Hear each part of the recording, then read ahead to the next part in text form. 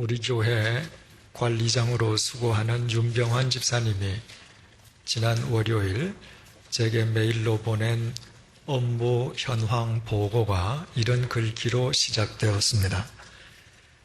다소의 소란스러움 속에서도 양화진 요역에는 무궁화 꽃이 은은하게 피었습니다. 비온 뒤라 그런지 바람도 싱그럽고요. 참새들은 아무 걱정 없이 제잘 그리고 어디서 날아왔는지 수많은 고추 잠자리가 하늘을 수놓고 있습니다. 너무 바쁘셔서 소리 없는 계절의 변화를 지나치고 가실까봐 몇 자 적어 보았습니다. 여러분은 어떻습니까? 양화진 요역에 무궁화 꽃이 은은하게 피고 고추 잠자리가 하늘을 수놓고 있는 계절의 변화를 읽고 계십니까? 아니면 매 주일마다 이곳 양화진을 찾긴 하지만 계절의 변화를 아예 인식조차 못하고 있는 것은 아닙니까? 우리가 계절의 변화를 인식하든 인식하지 못하든 상관없이 계절은 단 한순간도 멈춤 없이 시시각각 변하고 있습니다. 온 천지 만물이 살아있기 때문입니다. 더 정확하게 표현하면 천지를 창조하신 하나님께서 당신의 섭리에 따라 천지 만물을 주관하고 계시기 때문입니다. 그러므로 보지 못하는 자들은 계절의 변화를 따라 찾아온 고추 잠자리도 볼 수 없지만 보려는 자는 고추 잠자리를 통해서도 천하 만물을 주관하시는 하나님을 얼마든지 볼 수 있습니다. 시편 19편 1절에서 4절 말씀을 표준 새 번역 성경으로 읽어드리겠습니다. 하늘은 하나님의 영광을 드러내고 창공은 그의 솜씨를 알려준다. 낮은 낮에게 그의 말씀을 전해주고 밤은 밤에게 그의 지식을 알려준다. 그 이야기, 그 말소리, 비록 아무 소리가 들리지 않아도 그 소리 온 누리에 울려 퍼지고 그 말씀 세상 끝까지 번져간다. 아무 소리도 들리지 않는 소리인데 그 소리가 온 누리에 퍼지고 세상 끝까지 번져간다는 것은 얼마나 가슴에 와 닿는 말입니까? 하나님의 말씀을 들으려 하지 않는 자는 매일 아침에 해가 뜨고 밤마다 별빛들이 밤하늘을 수놓는다 할지라도 하나님의 말씀이 들리지 않습니다. 그러나 하나님의 말씀을 들으려 하는 자는 온 누리가 하나님의 말씀임을 알게 됩니다. 그는 봄에 돋아나는 새싹을 통해서 가을에 떨어지는 나뭇잎을 통해서 한여름의 폭서와 한겨울의 혹한을 통해서도 심지어는 인간의 생로병사와 희노애락을 통해서도 하나님의 말씀을 듣습니다. 하나님께서 천지 만물을 말씀으로 창조하셨기에 말씀을 들으려는 자에게는 온 천지가 온통 하나님의 말씀이기 때문입니다. 그렇다면 하늘을 날아가는 고추 잠자리를 통해서도 천지를 창조하신 하나님을 보는 사람과 하나님을 믿는다면서도 일상의 삶 속에서 하나님을 아예 느끼지도 못하는 사람의 삶이 동일할 수 있겠습니까? 같은 공간에, 같은 시간에 같이 살곤 있지만 그 양자의 삶은 가치와 의미가 전혀 달라지지 않겠습니까? 일상의 삶 속에서 하나님을 느끼고 하나님을 보고 하나님의 음성을 듣는 사람의 삶이 얼마나 아름다운지 오늘의 본문이 생생하게 보여주고 있습니다. 사람의 생각이 아무리 좋아도 그 생각이 단 한 번이라도 행동으로 드러나려 하지 않으면 생각은 아무 소용이 없다고 했습니다.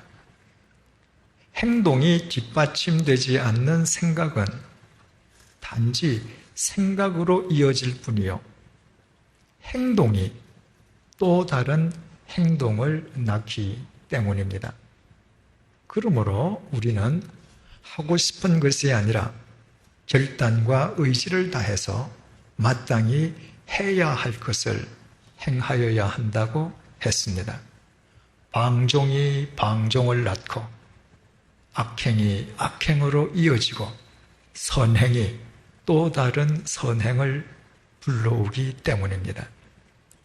그러나 그 인간 행함의 주체가 인간 자신일 때, 다시 말해서 인간 자신이 자기 행함의 절대 기준이 될 때, 인간이 선이라고 확신하고 행한 것이 하나님 보시기에는 얼마든지 악일 수 있고, 또 인간은 자기가 행한 선으로 인해서 얼마든지 실족할 수 있다고 했습니다.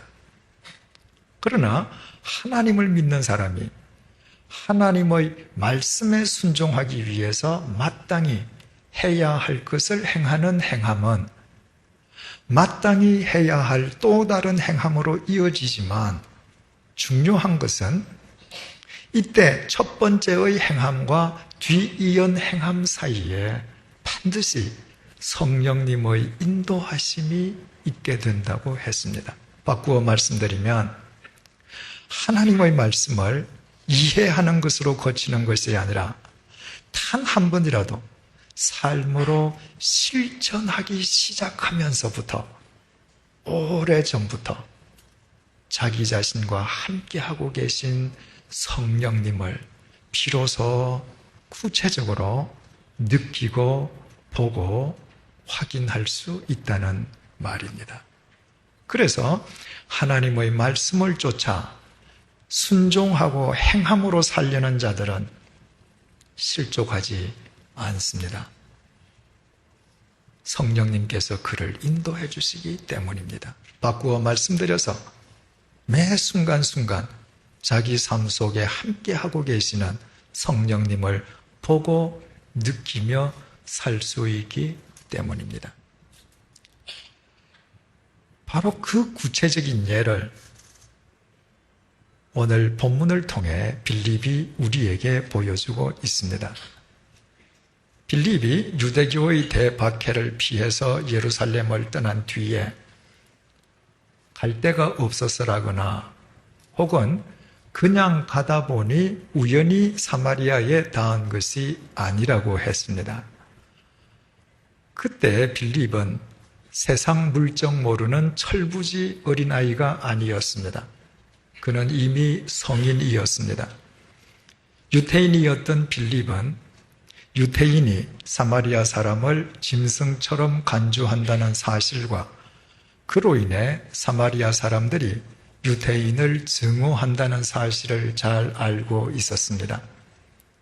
유태인이 자기 발로 사마리아를 찾아가서 사마리아 사람과 진리를 논한다는 것은 자신과 같은 유태인들로부터는 혹독한 비판과 조롱을 불러일으킬 수 있는 일이고, 사마리아인들로부터는 배척당할 수밖에 없는 일이라는 사실도 그는 잘 알고 있었습니다. 그럼에도 불구하고 그가 사마리아를 찾아갔다고 하는 것은 바로 그것이 결단과 의지를 다한 결과임을 우리는 알게 됩니다. 만약에 빌립이 자기 하고 싶은 대로 행하는 사람이었더라면 절대로 사마리아를 자진해서 찾아가지는 않았을 것입니다. 그가 사마리아를 찾아갔다고 하는 것은 사마리아와 땅끝까지 이르러 주님의 증인이 되라는 주님의 명령에 순종해서 그것이야말로 자신이 마땅히 해야 할 일이라고 그가 받아들였기 때문이었습니다. 이처럼 빌립이 주님의 명령에 순종해서 마땅히 해야 할 일을 행하였다면 그 이후에 응당 성령의 인도하심이 그와 함께 하시기 시작해야 되지 않겠습니까? 다시 말해서 주님의 말씀에 순종해서 해야 할 것을 자기 삶으로 실천한 빌립은 그 이후부터 자기와 함께하고 계시는 성령님을 보고 느끼고 그분의 인도하심을 스스로 확인할 수 있어야 되지 않겠습니까? 그래서 본문 26절이 이렇게 증언하고 있습니다. 주의 사자가 빌립에게 말하여 이르되 일어나서 남쪽으로 향하여 예루살렘에서 가사로 내려가는 길까지 가라 하니 그 길은 광야라. 본문이 언급하고 있는 주의 사자는 29절의 성령 그리고 39절의 주의 영과 같은 의미로 성령님을 일컫는 말이라고 했습니다. 드디어 성령님의 인도하심이 시작된 것입니다. 다시 말씀드려서 드디어 빌립이 오래전부터 자신과 함께하고 계셨던 성령님을 자기 스스로 직접 느끼고 보고 인도하심을 받을 수 있게 된 것이었습니다. 성령님께서 사마리아에 있는 빌립에게 남쪽으로 내려가서 예루살렘에서 가사에 이르는 광야 길로 가라고 명령하셨습니다. 그 결과를 27절, 28절이 밝혀줍니다. 일어나 가서 보니 에디오피아 사람 곧 에디오피아 여왕 간다게의 모든 국고를 맡은 관리인 네시가 예배하러 예루살렘에 왔다가 돌아가는데 수레를 타고 선지자 이사야의 글을 읽더라. 성령님의 명령을 쫓아서 성령님께서 지시하시는 광야의 길에 갔다가 빌립은 그곳에서 에디오피아 여왕 간다게의 신하로서 에디오피아의 모든 재정을 담당하는 고위 관리를 만났습니다. 바로 이 사람이 예배를 드리기 위해서 예루살렘으로 갔다가 되돌아가는 길에 타고 있던 마차에서 이사야 선지자의 글을 읽고 있었다는 것으로 미루어서 비록 그가 에디오피아인이기는 했지만 하나님에 대하여 지대한 관심을 갖고 있었던 사람임을 알게 됩니다. 간다게라고 하는 것은 에디오피아 여왕 개인의 이름이 아니라 로마 제국의 카이사르, 이집트의 파라오처럼 에디오피아 왕에 대한 칭호인 것으로 알려지고 있습니다. 빌립이 만난 사람이 에디오피아 간다게의 고위 관리이긴 했지만 그러나 그 사람은 뜻밖에도 내시였습니다. 따라서 유태인으로서는 감히 얼굴을 맞대고 상종할 수조차 없는 사람이었습니다. 에디오피아 사람이라면 정통 유대인들이 경멸하는 이방인입니다. 에디오피아라고 하는 말 자체가 검은 피부를 의미하는 바와 같이 에디오피아 사람들은 유대인이 경멸하는 이방인 중에서도 더 크게 경멸하는 흑인이었습니다. 에디오피아인을 히브리어로 바꾸면 구스인이 되는데 구약 성경에서 구스인은 인류의 두 번째 시조인 노아의 세 아들 가운데에 저주받은 함의 후예들이었습니다. 설상가상으로. 그 사람은 내시였습니다. 내시는 선천적으로든 후천적으로든 고자를 일컫습니다.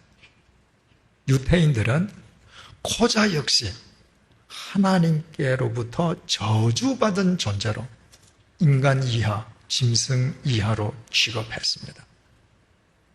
따라서 빌립이 사마리아에서 무려 70km나 떨어져 있는 그 광야길까지 걸어가서 만난 그 사람은 빌립이 선대해 줄 만한 자격이나 가치가 전혀 없는 사람으로 불릴 수조차 없는 사람이었습니다.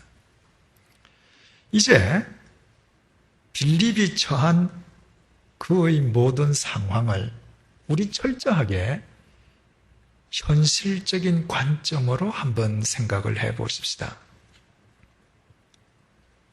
이스라엘에서 제일 큰 도성인 예루살렘에서 살던 빌립이 예수님을 구주로 영접하고 그리스도인이 되었습니다. 그가 얼마나 신실한 그리스도인이었던지 2000년 교회 역사상 예루살렘 교회가 최초로 선출한 7 집사 가운데의 한 명으로 그가 선출되었습니다. 그 정도로 믿음이 출중한 사람이라면 그가 무슨 일을 하든 세상적으로 술술 풀려야 되지 않겠습니까? 그가 세상적인 성공과 출세도 누림이 마땅하지 않겠습니까? 그러나 빌립의 경우는 정반대였습니다. 예수를 믿었기 때문에 그가 살던 예루살렘을 떠나야만 했습니다. 예루살렘을 떠나 그가 가야만 했던 곳은 모든 유대인들이 꺼리는 곳, 유대인의 상식으로는 절대 찾아갈 수 없는 사마리아 성이었습니다. 다행스럽게도 사마리아 사람들이 유대인인 빌립을 배척하지는 않았습니다.